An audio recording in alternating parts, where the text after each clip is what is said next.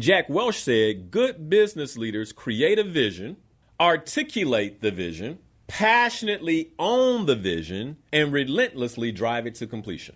Relentlessly drive it to completion. I can get caught up on what's right and wrong, but is it going to take the organization to where I see we need to go? I want you all to get this. As leaders, am I making my calls based on the vision? Not on my feelings, not on my emotions, not on what I think is right and wrong, but am I making my adjustments and my calls based on the vision?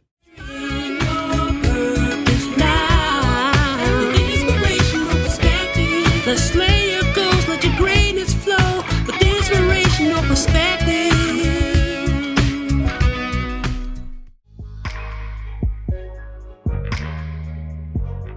Let me take us back. And we started the leadership conversation, if you recall, with talking about, one, what leadership is, setting the context for leadership. But then going into this idea of, like, okay, leadership has competencies. And so what are the competencies that we should bring to our leadership? And the place that I started was with this idea of inclusion as a competence. Like, if I'm a leader, then I'm including. Like, so I want you to think about it this way. I started with, if I'm a leader, then I want to teach you how to lead a team. So that's where we started.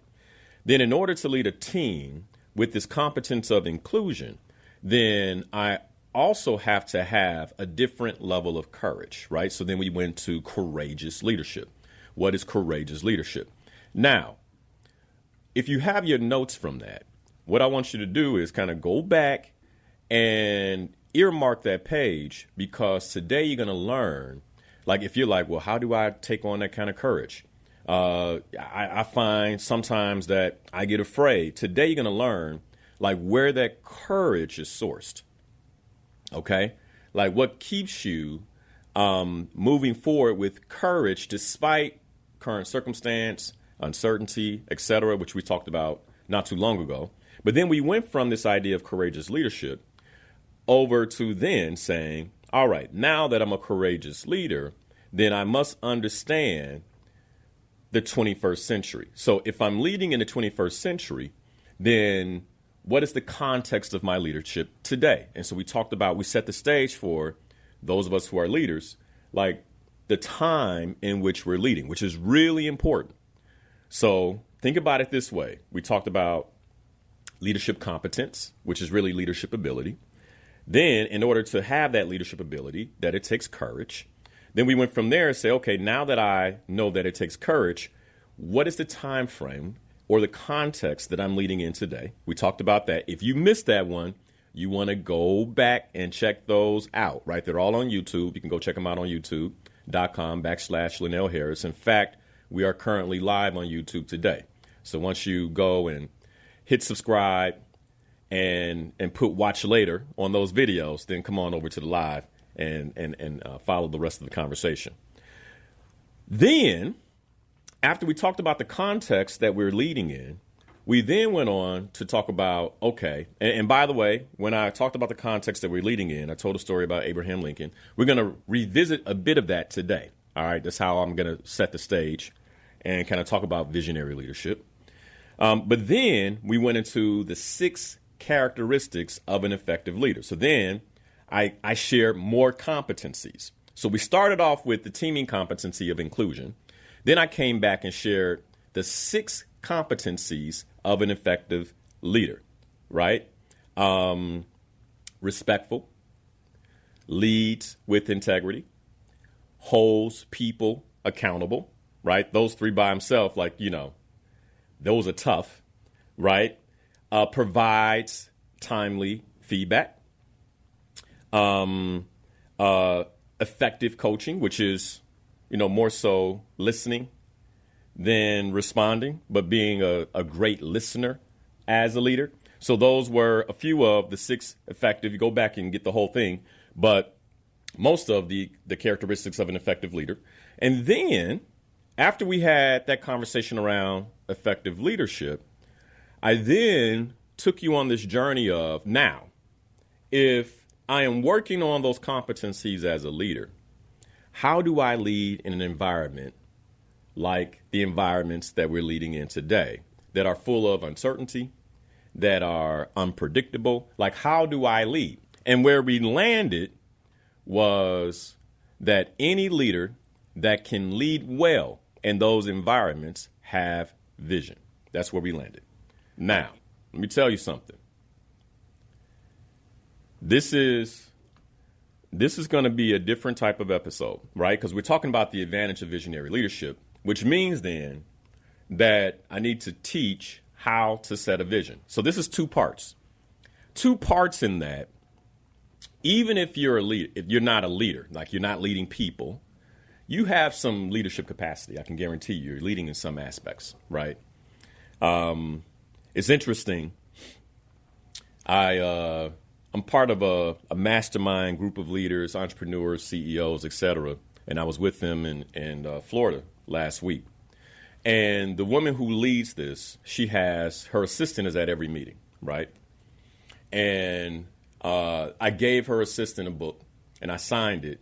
And what I put in the book was, thank you for your ability to lead through influence and persuasion in a way where not only I have felt taken care of throughout the year, but the rest of the cohort has been taken care of. Now, she doesn't have anybody like assigned under her. But when I tell you that we felt her influence throughout the year, her leadership, right?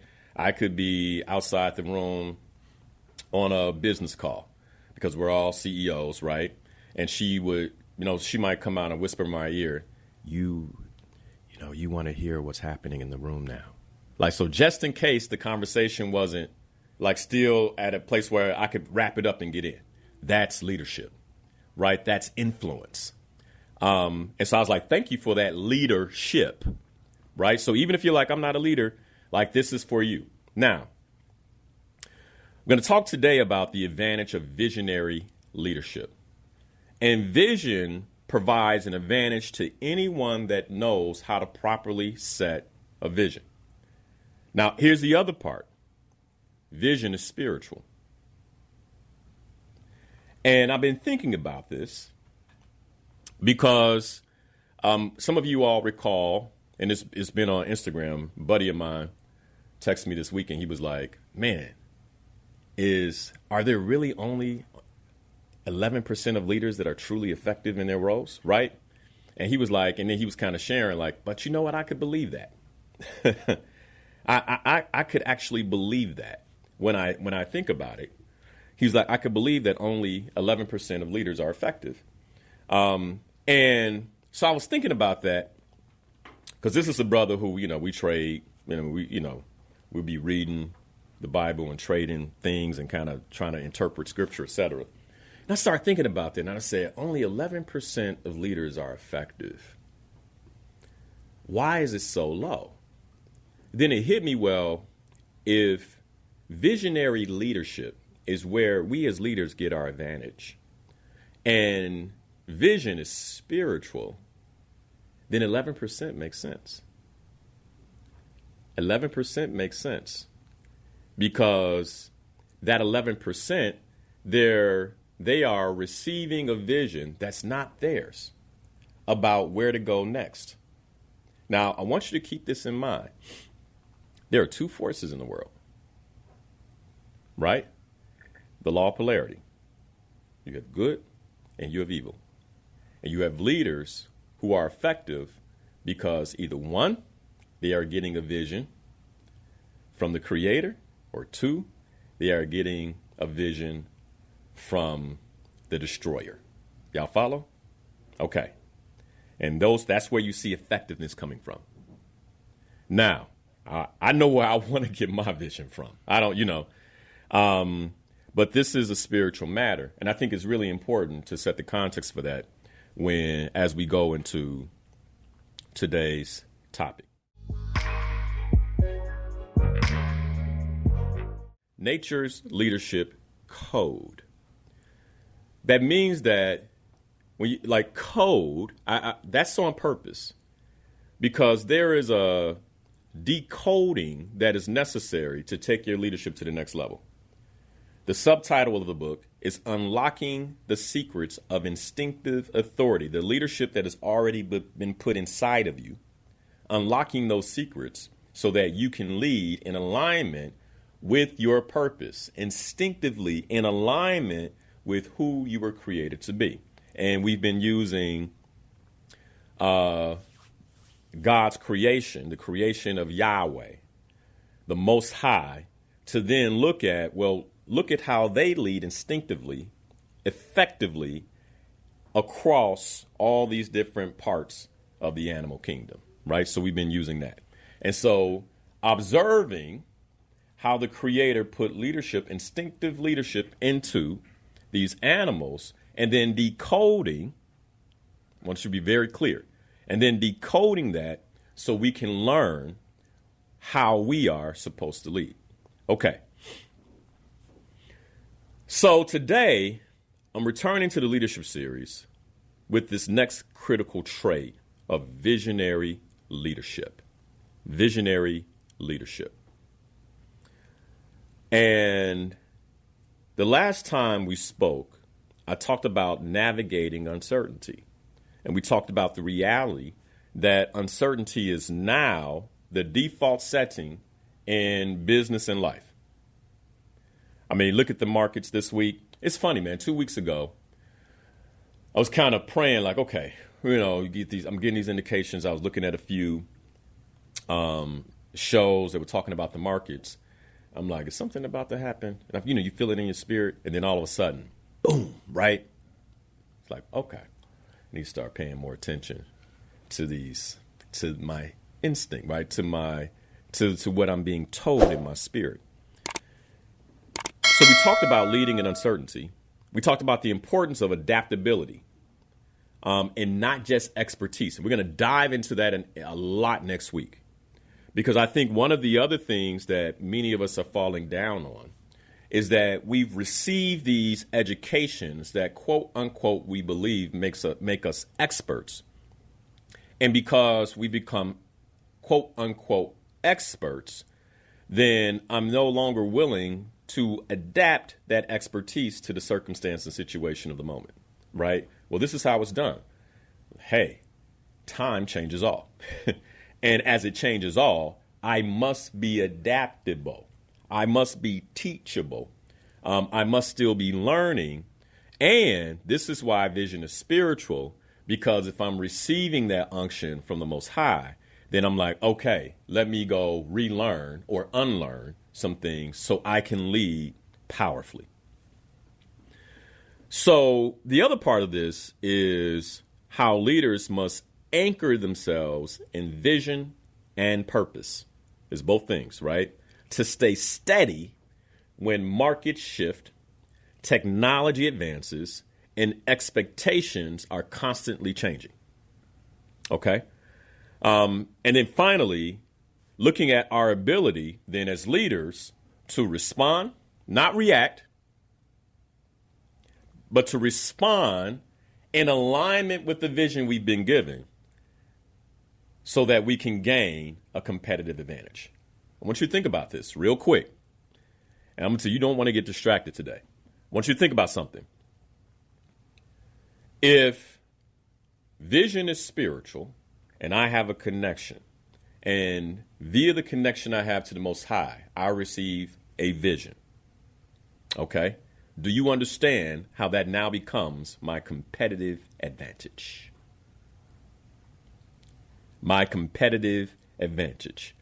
I can go and take you all through Scripture, the Old Testament, King Asa, where they were given guidance, right? That didn't always seem to make sense. But when they followed the guidance, they won the war. All over the place. All right. So the bridge from the last conversation we had around navigating uncertainty is this. If navigating uncertainty is about surviving the current storm, visionary leadership is about deciding where the ship should actually go, during the storm. So do you sit still? Do you just stay in the eye of the storm? Or do you raise the sails? Counterintuitive, by the way, most people freeze. Drop the anchor. Like they freeze. Or do you open the sails and say, go due north? And navigate the waves to where it is you're supposed to go.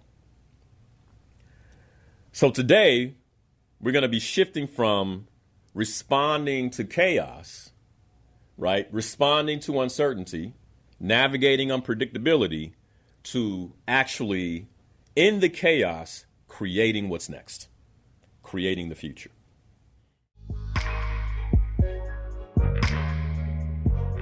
Why is vision the ultimate leadership advantage? Like, why is vision the ultimate leadership advantage? I think to start, what I'd like to do is take you behind the scenes real quick. I'm going to take you behind the scenes of the work I do with leaders as a coach. And let me back up. When I went through my ontological coach training, it was a leadership training. It's how they dubbed it, right? It's an ontological coaching and leadership training. And they were training us not just to be great coaches, but also to be better leaders. And at the time, I was an executive in corporate America, an officer, and not necessarily trying to be a coach, right? Really looking to take my career further. And I was going through this course, and there's one part of it that I really remember. The master coach who was teaching shared with us that all leaders typically fall into one of three categories. All leaders typically fall into one of three categories. And so when you're working with the leader, and this is distinctly different from the leadership archetypes that I created for Nature's Leadership Code. All right, this came from them. So I want to put that out there. All right. And she was like, so whenever you're working with a leader, one of the things that will help you is to begin identifying which of these three categories does the leader fall into. All right. The first category that was distinguished that leaders fall into is the ego. And those of you who are a part of Nature's Leadership Code, you've seen the qualities of the ego, right? And I'll go into those qualities a bit more here in a moment.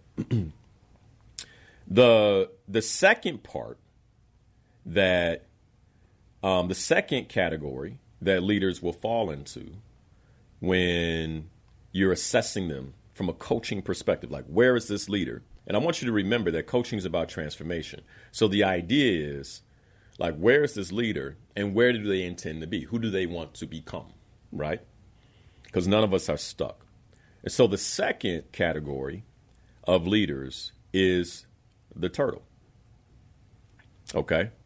And then the third category that leaders can fall in is the snake.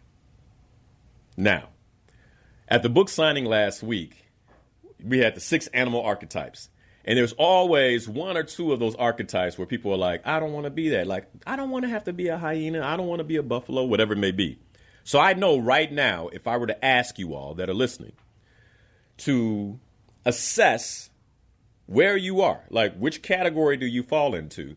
I don't have to listen to you or hear you to know almost every leader who's listening wants to be the eagle. But I'm not asking you what you want to be. I'm asking you what you are, right? Again, remembering for the Slay Your Goals members, we'll be meeting in 30 minutes. By the way, if you want to become a Slay Your Goals member, this is your last shot at becoming a Slay Your Goals member for the cost of $37 a month. It's your last shot. You can go to slayyourgoals.com. We updated the website to take you on. We're talking about vision right now and taking you into 2026. This is your last shot. I won't offer this at the masterclass, right, on December 27th. So it's going to be more expensive because we're doing more going into 26. I'm telling you, this is your last shot. If you're a former member, any of that, this is your last shot at maintaining a $37 a month Slay Your Goals membership. Okay. So most people would want to be the eagle, right? They're like, oh, I want to be an eagle. I want to, I want to go to that level. And it's not, I hate to say it, but unfortunately, not everybody's the eagle. So let me break down the characteristics of these three categories for you all. Okay? Let me break down the three characteristics of these categories.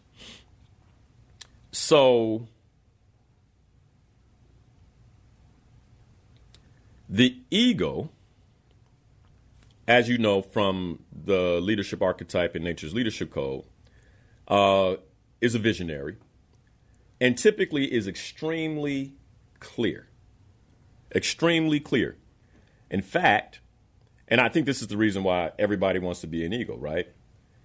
In fact, the attributes of the eagle are courage, responsibility, accountability, power, and vision. And the reason we know that an eagle has vision is because the eagle can see 3 to 5 miles away. I want you to think about that. The ability, if you could look down the block 3 miles, that's an amazing ability. But the eagle can lock in on its prey, from 3 miles away in the air. A field mouse running through grass, right? Can lock in and say, all right, I need to make these adjustments to get where I need to go, to get to the goal. That is the ability of the eagle. In fact, the eagle's advantage is its vision. So if you happen to take the archetype quiz and you are an eagle, I want you to consider that is your advantage. That is your advantage, your ability to powerfully keep your eye on the goal and the vision. That's your advantage. You should be playing to that advantage. So those are the qualities of the eagle. And by the way, everybody wants that ability. But let's be clear, not everybody has that ability or has developed that ability to this point.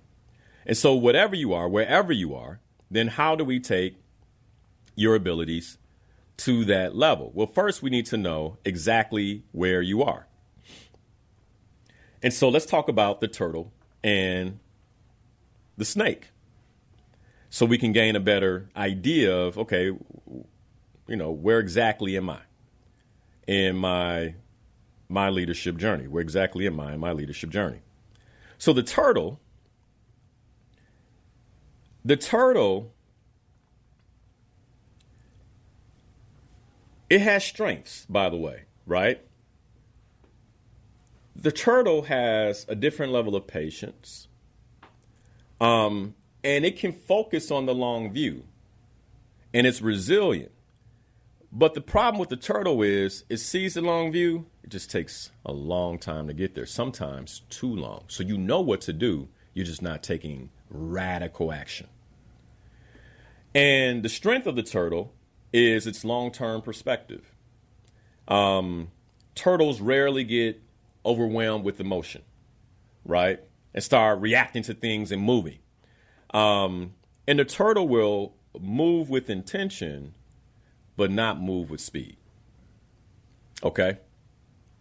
And another strength of the turtle is it will pace itself, it will be consistent, and it will be disciplined, but often it just gets there too late. And if you feel like that, like in the marketplace, consider you may be a turtle, right? And again, remember the Insights for Life framework for transformation starts with, number one, awareness, so becoming aware, which then gives you access to choice around what you're going to change. But just because you know or you have a choice doesn't mean you're going to make it, because you have hardwired habits. You've been used to being a turtle. So that's why you have to get clear on why. Why would I accelerate my action? That becomes your anchor. And when you have an anchor, then you actually do what you intend to do because you understand why you should do it. And that's what leads to your transformation. So the shadow of the turtle is that it can be slow to pivot. And it typically avoids urgency. Don't push me. Right? I mean, you can see why in this marketplace, that can be tough. So the turtle represents legacy-driven leadership. They don't chase trends. They just work to outlast them. And sometimes that is why the turtle can be successful despite itself. And the advantage of the turtle is its endurance, its continuity, and its ability to anchor teams when everything feels overwhelming. So when everything is changing, a turtle leader makes people feel safe. Now, whether they truly are safe is another question, but people will feel safety. All right. And the contrast between the eagle and the turtle is the eagle sees the future. The turtle often finds itself enduring the future. You guys see the difference in that? So if you feel like you're constantly enduring something new, you're likely a turtle. Like, man, everything's changing. I got to stay consistent. You're likely a turtle. The turtle will see the future and adjust. The eagle will see the future and adjust. The turtle will endure what's happening. If I can just make it through. If I can just burrow down and make it through. And often if you're that type of leader, then you see all these fluctuations and changes and you're just kind of waiting for, the market. I'm just going to wait for the market to come back. I'm going to wait for versus making that pivot. Okay. If you have questions about that, about the turtle, if you believe you're a turtle leader, give me a phone call, 773-591-1690. That's it, though. That's what I want to talk about if you call, so that you know. All right? So we can stay on topic and moving this conversation forward. All right. So that is the turtle. So then what about the snake? Because I have yet to find, when I present this to leaders, somebody go, oh, I'm a snake, right? Nobody wants to be the snake. And I want you to understand that the snake also has some good qualities. And if we're talking about inclusion, hear me out here. If we're talking about inclusion, then that means we likely have some snakes on our team who we need to listen to because of their perspective. I want you to imagine the United States military without snakes. Just in case somebody's like, what you need a snake for? I want you to imagine the United States military without a snake. Okay? I want you to imagine your team. If you are leading in corporate America and you intend to be competitive, I want you to imagine a marketing team without a snake. Okay? And I hope this is making sense to you guys. Now, what are the qualities of the snake then? What are the qualities of the snake? The qualities of the snake are as follows. The snake is highly adaptable, and it's comfortable with shedding old strategies. Are we going to change? We're going to switch it. Let's switch it up. Let's switch it up, right? They're fine. This will likely be the first person on the team like, hey, we're going to go this direction. They like, let's do it, boss, right? And the snake is hyper aware of the environment because it has to be. It has to be. Think about the rattlesnake. As soon as a person's coming by, you hit it. Like it knows you're coming, and it's letting you know, don't come over here. I will bite you. I will protect myself, right? And a snake is very good at reading subtle shifts and changes. If I had a security detail, I want a snake leading that detail. Does it make sense? You get where I'm going? Hey, I don't know about this. Some of them feel, I need to shake the rattle. Y'all follow? So we get to this point where like, oh, snakes up, it's like, no, the snake was created. Now I know Genesis 1 messes up the snake for many of us, right? But the snake is still a creation and it has its purpose. So then what are the shadow parts of a snake? Well, I think we know that snakes can be unpredictable. Not only would they might bite the enemy, but they also may bite me. Most of the assassinations through history many times come from the security detail themselves, right? It's one of the questions of a recent assassination. Well, was it the security detail? Snakes, right? The same folks who can be there to protect me can also hurt me. And then the snake is known for abandoning too much too soon. All right. So the leadership application of the snake represents leaders who are open to quick reinvention. They're ready to shed outdated systems. They adapt rapidly. They thrive in uncertainty. And they also support teams in breaking old cycles. So where the turtle grounds the team and the eagle guides the team, the snake frees the team for what no longer serves them. You don't need that anymore. All right. Now bring that to Genesis 1. That's what the serpent was trying to tell Adam and Eve. Yeah, this doesn't serve you anymore. Right. So you also, as leaders, we have to be clear on the vision so we know who we're listening to. Right. Not the members of the team, but obviously the vision from the Most High. So then what I'm saying this morning is that a leader's true job, a leader's true calling, a leader's number one responsibility is the future, is creating what's next for the future, literally creating the future. Well, Linnell, how would I create the future? I don't know what the future is. That is why vision is spiritual. That's why vision is spiritual. That's why in order to be a visionary leader, you have to have faith. You have to believe, and you have to be willing to take action on that belief. I believe that based on what's coming, this is what I'm supposed to be doing. Let me give you an example real quick. Many of you all who are close to me know that a bit after 2022, going into 2023, I'm like, hey, I feel led to learn more about artificial intelligence. I feel led to invest deeply in artificial intelligence. That wasn't just, oh, I think this is the right thing to do. It was something that was dropping into my spirit.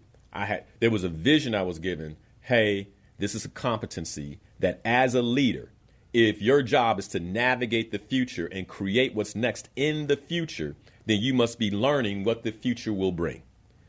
Right? As a leader, this is what you're supposed to do. I felt that in my spirit. So I invested a lot of money into learning artificial intelligence, right? And I've been teaching it to the Slayer Goals members. We're going to be doing a lot more of that in 2026, which is why the price of the membership is going up. Okay. So, and we're going to be including a lot of leadership training as well. So all of that being said, I'm like, okay, I need to take action on that, even though I don't necessarily see it around me. Corporate America hadn't adopted it. Nothing was, but you know what? If a leader's job is creating what's next in the future, then this is what I'm going to do for me, for my family, for my team. Now, fast forward 2025, we are now supporting leaders with AI fluency, AI strategy. Like that's one of the main lines of revenue that is coming into Insights for Life coaching, right? But I got the vision 2-3 years ago. Hopefully this is making sense. Okay. And I felt confident enough to take action on that vision because I believe that it was being given to me by the Most High. All right. So if this is how vision is handled, then vision is the ultimate leadership advantage. So when we come back, I'm going to begin breaking down why I believe that for any leader, vision, which is spiritual, is the ultimate leadership advantage, and how you can begin leveraging that advantage in your leadership, in your business, in your company today, in your family today, right? Today. Parents, we have a vision for the future for our children that dictates how we discipline and handle them today, right? Both of my children have iPads. Ask me how much time they spend on them. This week, little to none. Why? It's based on the vision.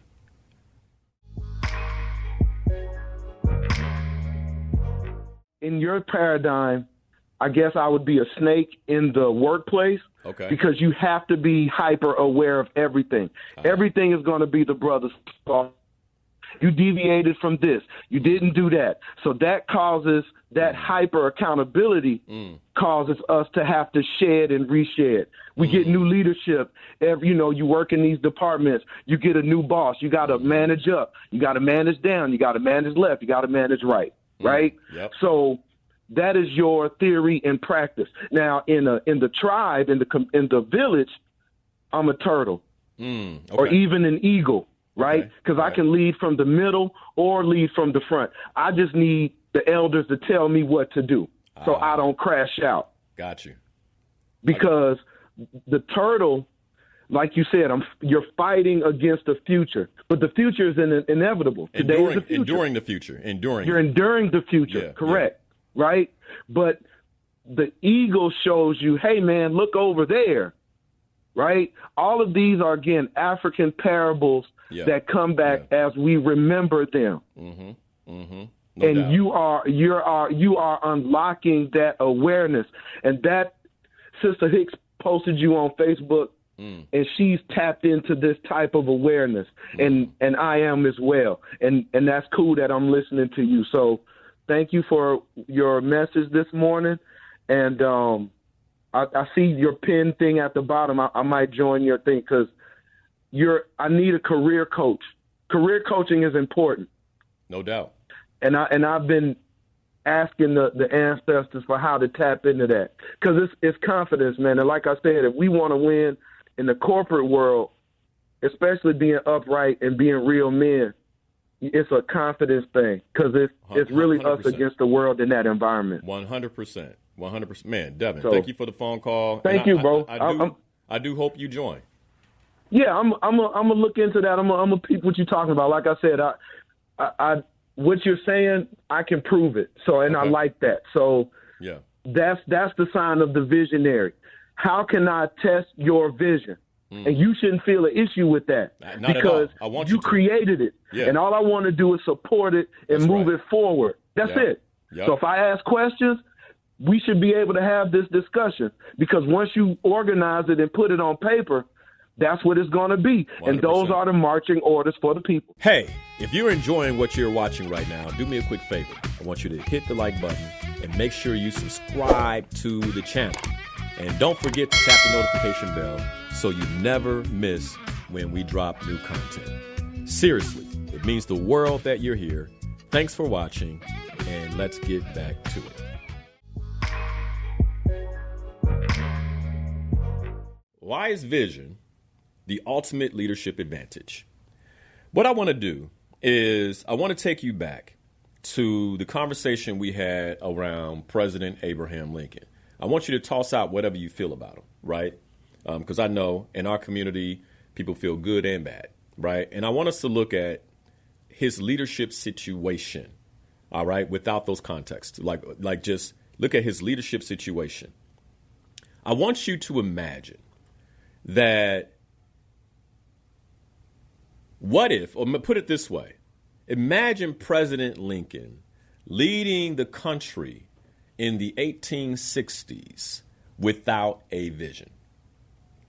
Like, imagine he was not clear on where he intended to take the country as a leader. Can you imagine that? Where would we be? I just want you to think about that for a moment. For those of you who didn't hear the story, one of the stories I told was about a situation between General George Meade from the U.S. Union Army and General Robert E. Lee from the Confederate Army during the Battle of Gettysburg. And we know the outcome of that battle. General Meade won that battle, but he won that battle at a large expense. And he made a decision due to being on the ground and having seen what had happened to the Northern troops to not pursue General Robert E. Lee across the Potomac, but rather to hold up and kind of gain reinforcements for the next battle. So I'm not going to chase him down and force him to surrender. We could be walking into a trap. Instead, let's stay here. And when President Lincoln found out, he was upset. If some of you recall, I read you the letter that was found in his office post-assassination, where he said, General, I'm very grateful to you for the magnificent success you gave the cause of the country at Gettysburg. And yet now I am sorry to be the author of the slightest pain to you. Okay? Then he went on to say, but I was in such deep distress myself that I could not restrain some expression of it. Thus he wrote the letter. And then he ended the letter with, again, my dear General, I do not believe you appreciate the magnitude of the misfortune involved in General Lee's escape. Right? But then we find that President Lincoln didn't send the letter. And so the question I posed to you when we were going through that part of the training in the series is, why didn't President Lincoln send General Meade this letter? For those of you who think you know, put the answer in Facebook or YouTube. Put the answer. Why didn't President Lincoln, who was disappointed with someone he led, who he felt didn't see the vision in the way that they saw it, why didn't he send this letter?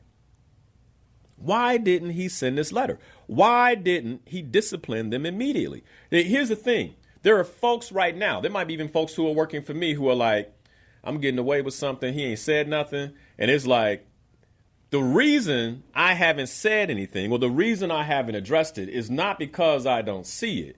It's because it doesn't align with the vision.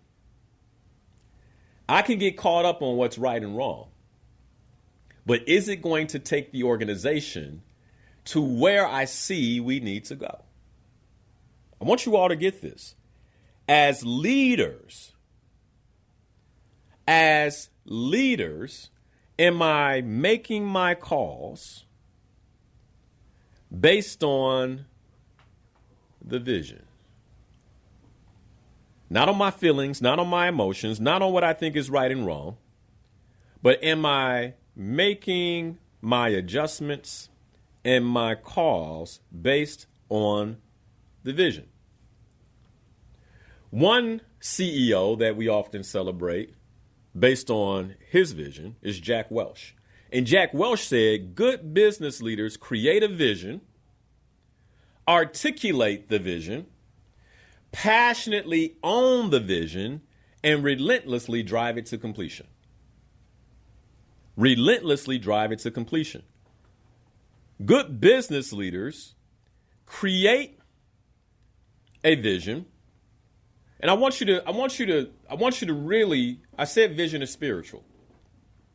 So what happens for us as leaders, especially in our community, my vision shouldn't be made with just happenstance, right? When the thought occurs or when the vision comes, I double check it.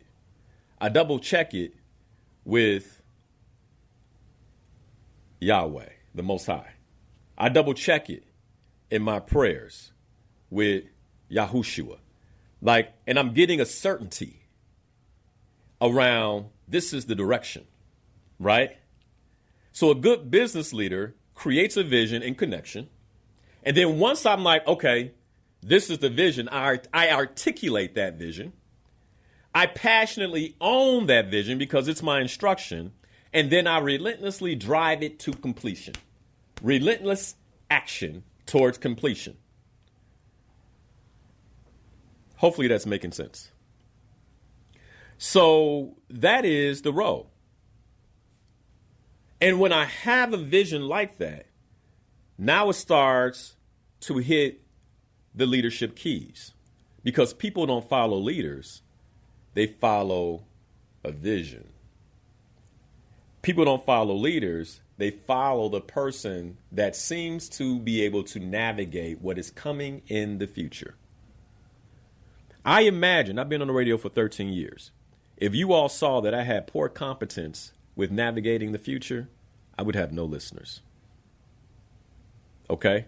And that is not a mark for me. That's a mark in connection with the Most High, that and how he leads me in the vision that he supports me in casting, period. All right? All praise go to him. Vision is the inner compass, not outer. I can watch the news, MSNBC, right? See, all these different, and here's what's happening. Here's how you should. Nah, that's not where my vision comes from, right? That will have me hectic, anxious, scared, fearful, right? What settles me in the face of all the external noise is the internal compass. People on the team may come, hey, boss, I think we should be doing this. I think we should be doing that. Let's stay the course. How can you be so calm right now? Because a vision has been downloaded and we are following the internal compass as it's being adjusted by the Most High, period. This takes faith, especially in business environments like this. But I wouldn't want to be led any other way. For those of you who are listening on Facebook and on YouTube, give me some hearts if you agree. Would you want to be led any other way? Would you want any other unction in today's unpredictable environment? One day NVIDIA is where you're supposed to go. The next day it's like, uh-oh. Right? Do you want any other, they don't know? Do you want any other guidance?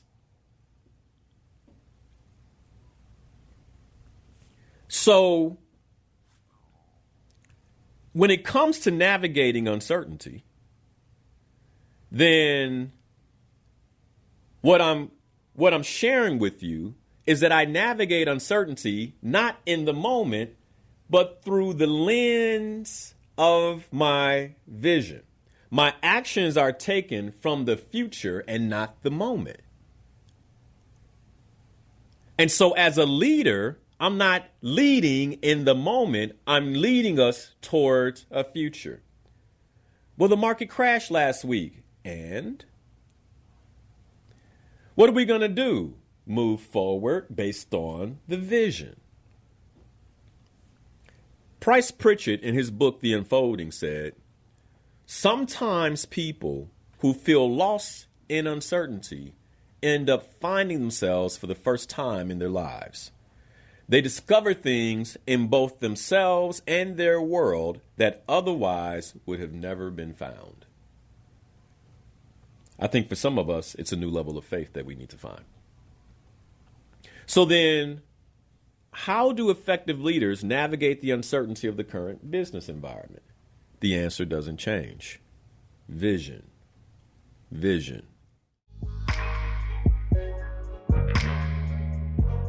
So then, how do we cast a vision? This is the part right here. If there was an MVP of today's show, this is it. All right? I really want you to get this. All right? So, how do we cast a vision? I want you to think about something here before I go into that. President Lincoln is surrounded by chaos. He's not reacting emotionally, which is why he didn't send the letter, right? His vision is giving him restraint. His vision is giving him patience, because I wanted you to end the war, General Meade, but I also know that I need you to end the war. So let me have some restraint. Let me have some patience, because it's the vision that matters. And then his vision gave him perspective beyond the moment.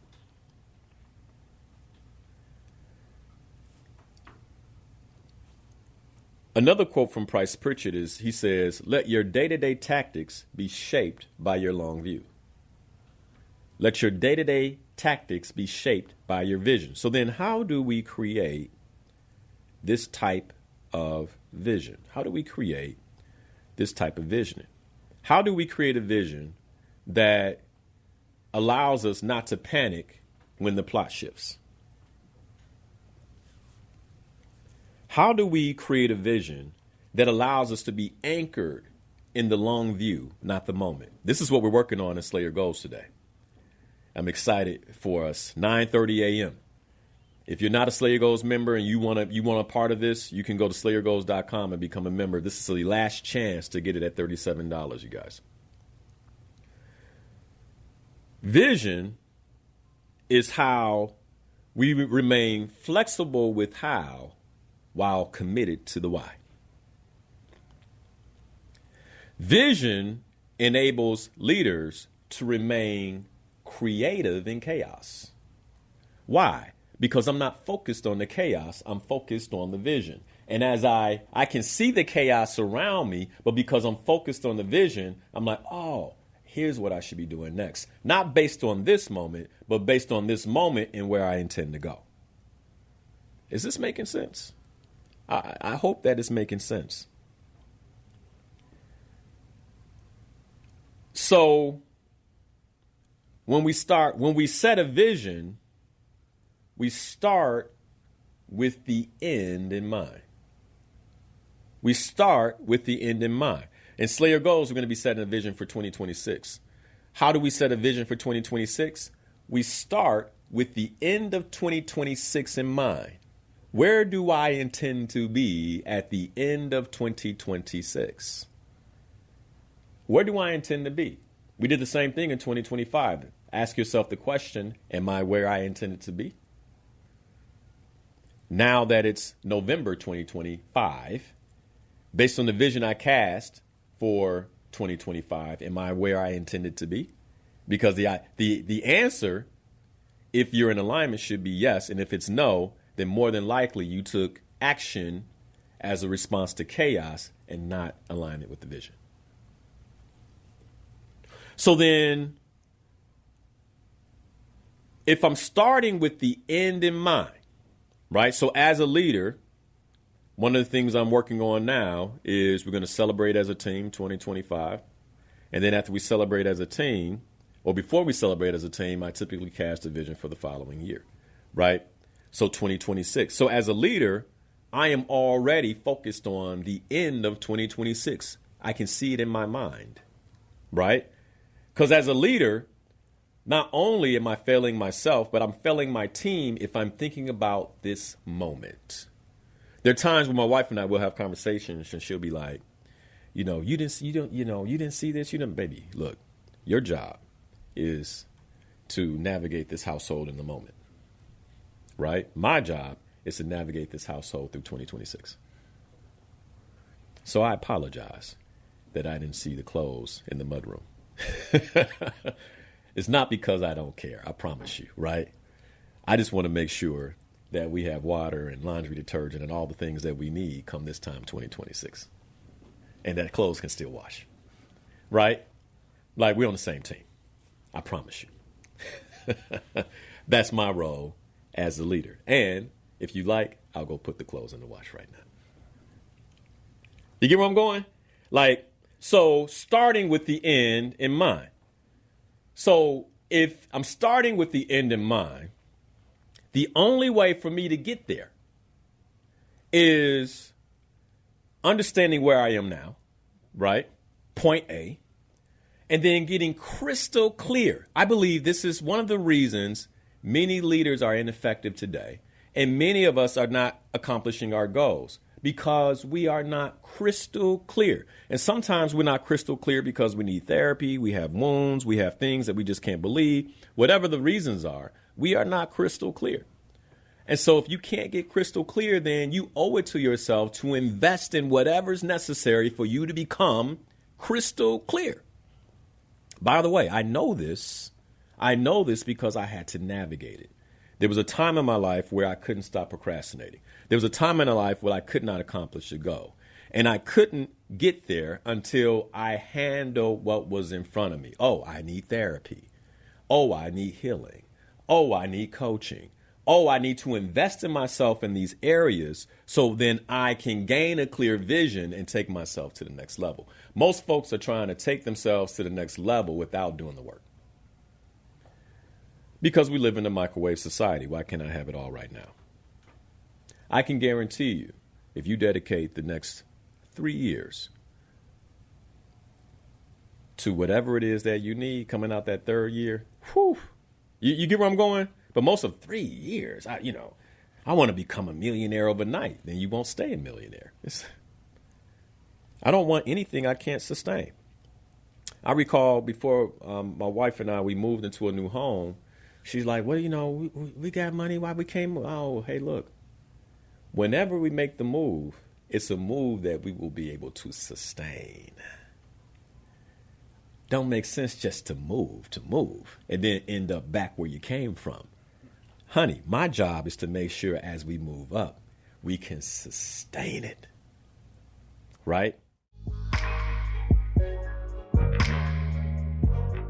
When you set a vision, the vision should be so clear. This is how you know you're clear. All right? If you're a business leader, the vision should be so clear. If you're a CEO, the vision should be so clear. If you're a department leader, the vision should be so clear for that department that it is mentally and emotionally compelling. Now, I want for you all who are listening, Facebook, YouTube, describe to me what happens when you feel mentally and emotionally compelled. What's going on for you? What's going on for you? Like, what's happening? Just share it with me. I'm going to read some of it off. When you are mentally and emotionally compelled. I want you to think about the end of 2026 and what would have you mentally and emotionally compelled. I want you to think about that. All right. Now, as you think about that, why is it important?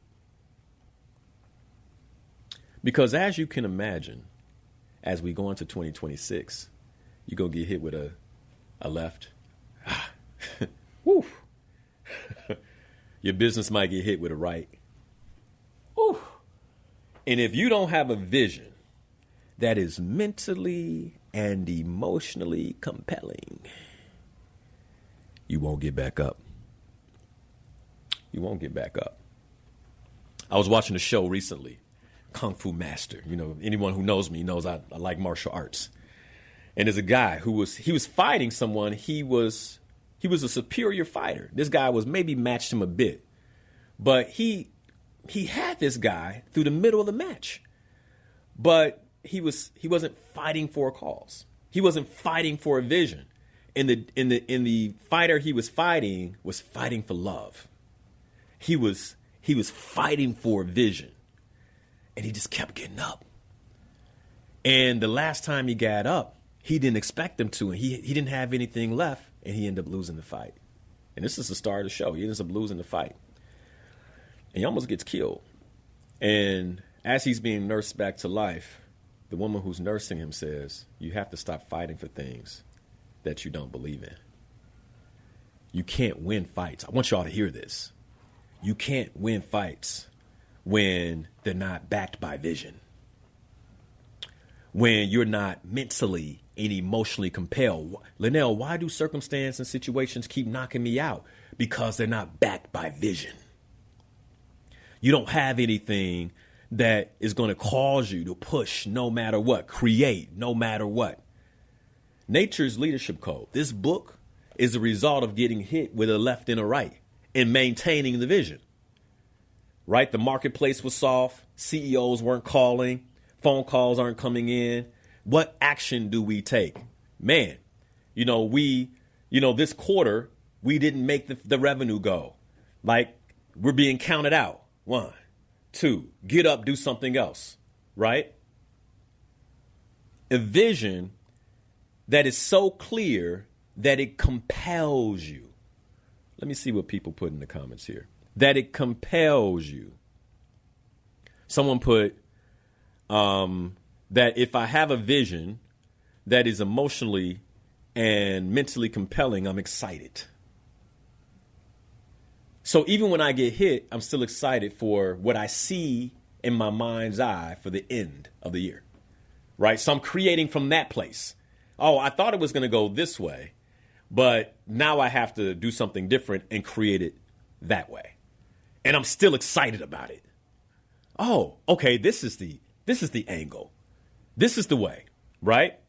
Someone else put overwhelming excitement and focus through tears, right? So I might be hit and I might be crying, but I'm still excited for what I'm creating here. I thought it was going to go this way. I'm a little emotional about that. But even through my tears, I can see the end. That's what I'm talking about. You have a vision like that?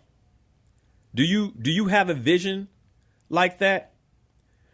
Someone on YouTube wrote, when I have a vision that's mentally and emotionally compelling, I feel confident and that I see my vision coming to fruition. The brother that called in, Devon, said, confidence in corporate America as a black man, right? How can I have that confidence in corporate America as a black man, even when someone may try to hack me down? Vision. I know where I'm going. I don't feel good in the moment, but I know where I'm going. I told a story some time ago where I was invited into a senior leadership meeting, CEO, COO, all of them. At the time, I was a senior manager, and I wanted to develop. And my VP says, oh, you want to be a director?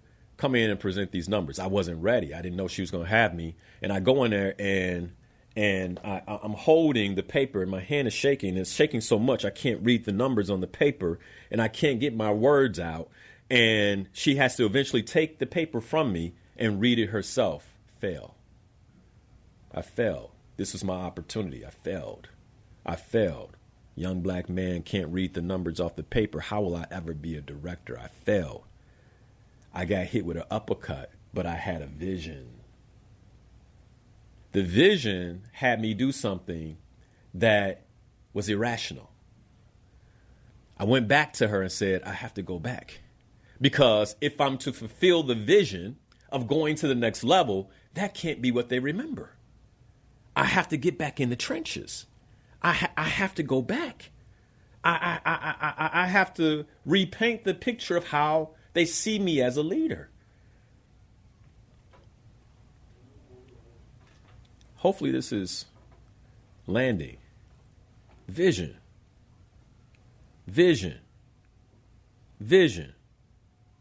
Someone said on Facebook that when you have vision, your bounce back is more immediate. Yeah, because it's not about the moment. It's about the vision. Oh, right now I'm down. It doesn't matter. It's about the vision. Right now I don't have money. It doesn't matter. It's about the vision. What action can you take in alignment with the vision? I told a story some time ago after that 08.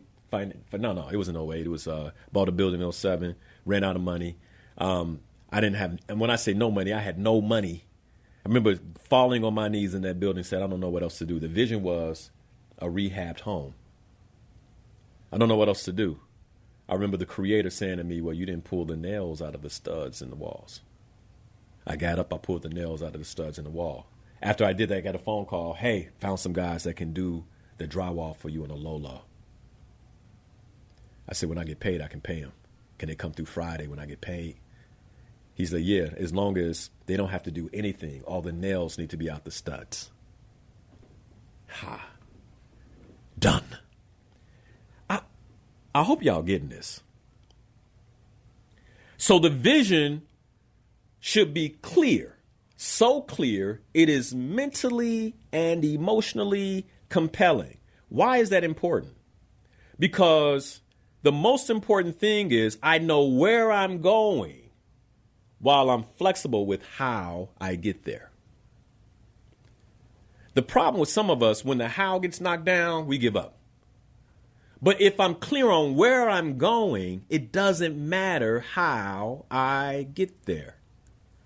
A few weeks ago, I told a story of I take 290 into the studio, right? I'm clear. I had a vision for doing the show that morning.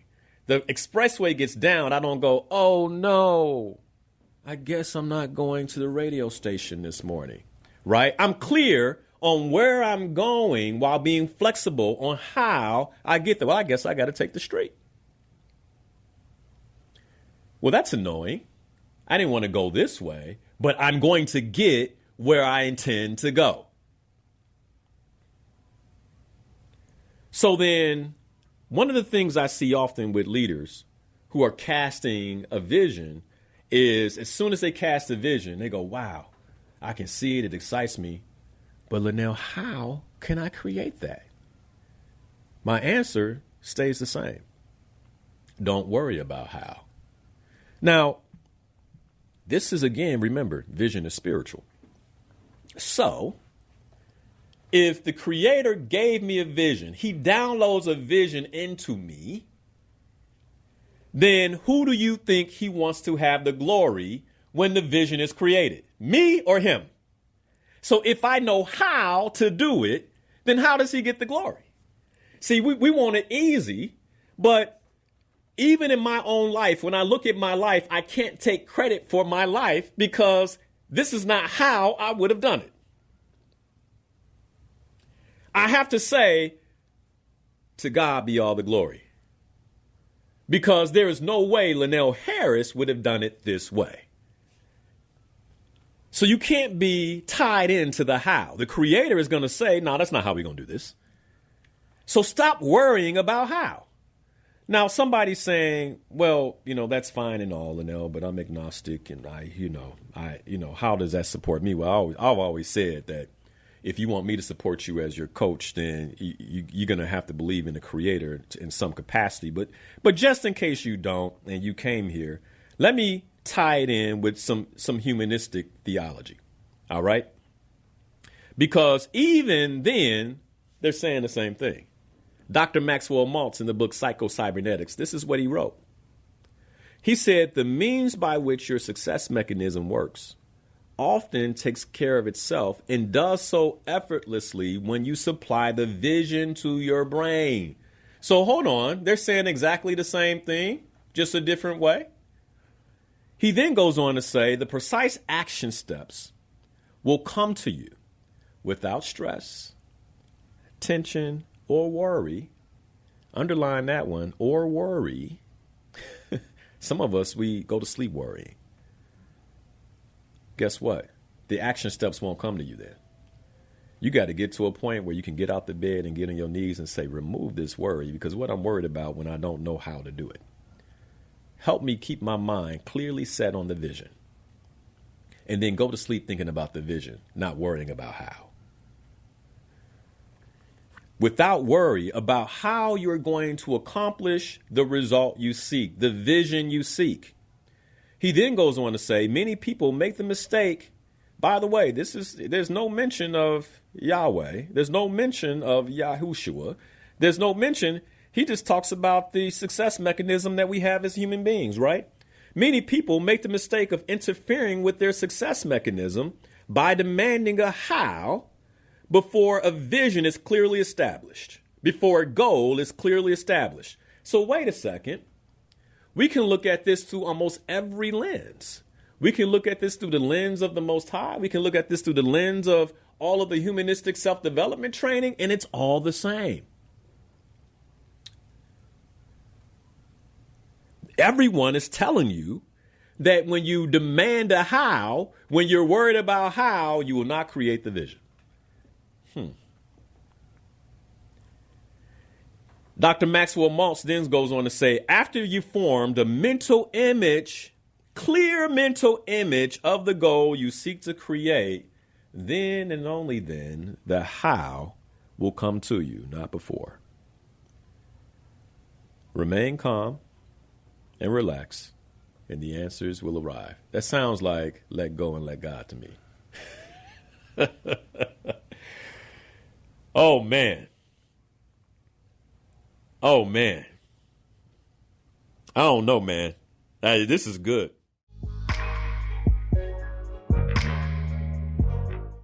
Then, as visionary leaders, here is the framework. Here's the framework. Write this down. I'll put it in the comments for those of you on Facebook and YouTube. Again, you can follow me on, you can watch the live stream on facebook.com/Coach Linnell Harris. You can also watch the live stream on youtube.com/Linnell Harris. Be sure to subscribe and like when you get there. I'll drop this in as I say it. Visionary leaders. This is the structure. Number one, hold the long view. Number one, hold the long view. Michael and Lauren, I see you. Give me a moment. Hold the long view. Number two, then you communicate future possibilities, right? Then you declare the vision. You tell your team, this is where we're going, right? This is where we're going. You tell your family, this is where we're going.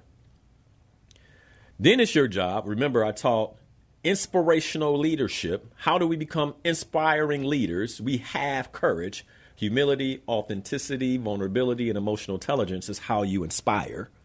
So then you take inspired commitment from the team, not compliance, but you inspire commitment. How do you inspire commitment? Through enrollment. Enrollment is, here's what's in it for you to follow the vision, right? And then here's what's in it for me for us to hit the vision. You have to cover both because human beings, we know there's another reason. And that's how you get inspired commitment. And then as a leader, no matter what happens, you maintain emotional composure. You are a leader. You can be vulnerable. I don't know how. You can say that. I'm waiting for a download on how. But I know it's coming. I maintain emotional composure and faith. And then you make your decisions from an expansive vision view, not a contracted chaos in the moment view. And then you lead from the vantage point of that vision. Do you have a clear and compelling leadership vision? Only 11% of leaders in North America are effective. Why? Because I believe most of them do not have a clear and compelling leadership vision. Is your team aligned with where you're going? Well, first you got to know where you're going. But then, is your team aligned? And then number three, are your day-to-day tactics shaped by your long view? If there's ever an opportunity that I see in corporate America when I'm working with leaders, is strategic muscle. Most folks are caught in the chaos. I just had a conversation with a very large food retailer that I support. Hey, the third quarter was not so great. We're trying to figure out what we're going to do for leadership development in 2026. Oh, you're making a decision based on a circumstance? What's the vision? What's the vision for the organization? What vision did the CEO cast? What's the vision for 2026? Shouldn't your decisions be made on that? This is why people fall, man. This is why organizations fall. Only 32 companies on the Fortune 500 list are still there from the 1950. Wrap your mind around that. Why? Because this is not how leaders lead. Let's close out with how do we put vision into action? So this is your homework. This is, and you get some homework that, my son, he's doing multiplication tables and things like that. That's foundational. He needs that, right? But then he's also learning about beluga whales and, some of the stuff he's going to forget, right? It's good. It's good. It's exercising his mind, but some of this he's going to forget. The homework I'm about to give you is one, homework you don't want to forget, and homework that is foundational. It's like the multiplication tables and the division tables, right? You got to know. If you don't know it, you're going to mess up. If you don't know it, then somebody can give you back any kind of change at the register, right? It's like, so these are foundational. So I think first we know that as leaders, we must have a clear, compelling vision for 2026. So then the question becomes, what is your clear, compelling vision for 2026. And if you don't know, become a Slayer Goals member. We're working on writing the vision today, right? If you can't make today, you can always watch the recordings. But your vision will provide the foundation for your work. We've discussed this, right? Your vision will provide the foundation for your work. So then exercise number 1 is to write the future that you intend to create. Write the future you intend to create. We said, well, Linnell, that's really big. How do we narrow it down? I want you to write 5 future statements. It is the end of 2026 and ... What have you created?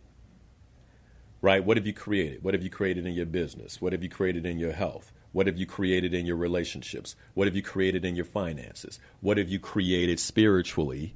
Because vision is spiritual. Number 2, need the clarity on where you are right now. So who are you? What are you? We created these animal archetypes for you to do that. I put the quiz link in Facebook. If you purchase the book on Amazon, then what you can do is you can go to the QR codes. And when you go to the QR codes, you hit this QR code here. Then what that will do is actually lead you to all the information, the screensavers, the animal archetype quiz, the case studies, etc. We got a case study dropping this week, by the way. And so it will support you with identifying which animal archetype you are. So self-awareness is the first step to transformation. Exercise number 3. What visionary habit will you develop this week? Maybe it's gaining clarity on your long view. And by the way, that's number 1. If you don't know the long view, then you got to get clear on the long view. You must get clear on the long view. Maybe you've been conducting yourself like a turtle, enduring everything that comes up next. And you're like, you know what?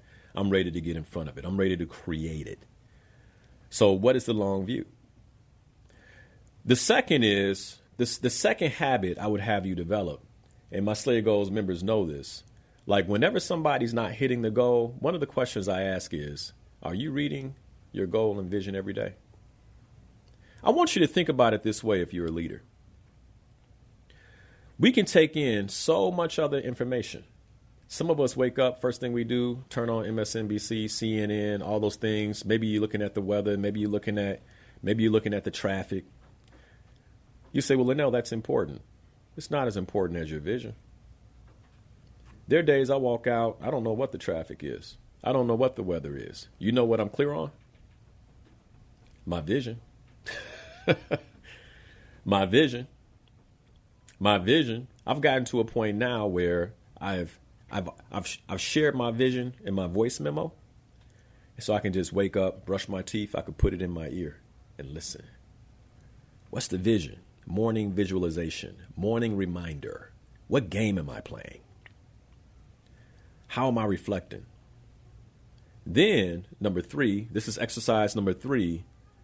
I want you to create a vision-driven decision filter. What are the things that you're doing day to day that don't align with the vision? One of the things I share in my book, Slayer Goals, you can download it. You can still download it for free at slayergoals.com. One of the things I believe is chapter 5, tip number 4. What will you stop? What will you stop? Okay, you got a vision. All right, then what are the activities that you're taking on day to day that don't align with the vision? It's time to stop. It's time to stop it. That evening drink is not helping the vision. It's time to stop it. You follow? The food you're eating is clouding your mind. It's time to stop it. So those are the 3 exercises that I like to see anyone that is serious about taking their leadership to the next level to take on. I'm going to end the show with this. In the book, The Unfolding, Dr. Price Pritchett says, we should rely on our long view of the future to guide how we deal with our present circumstances. I've been married for 10 years now. there are things that happen in the moment where I want to react, but what I see is my wife and I growing old together. So I don't say that thing, right? I don't do that thing. You all follow. You get, because I see where I want us to go. I can't let this moment take away the vision. Let your day-to-day tactics be shaped by your long view. I'm going to get there because every day I'm taking action that is aligned with the long view. Dr. Price Pritchett then goes on to say towards the end of his book, the plot will sometimes shift on us unexpectedly. The periods of uncertainty can be disorienting. But the inner compass, here we go again, right? The inner compass, what does this align with? Scripture. What does this align with? Most High. The inner compass will keep us will keep us and our bearings on the long view. Thank you for watching Inspirational Perspective. If you love this show and you want to see more content like this, you can go right here. And if you like this subject and you want to see much more content that we have available for you, just click the button here. As always, thanks for watching.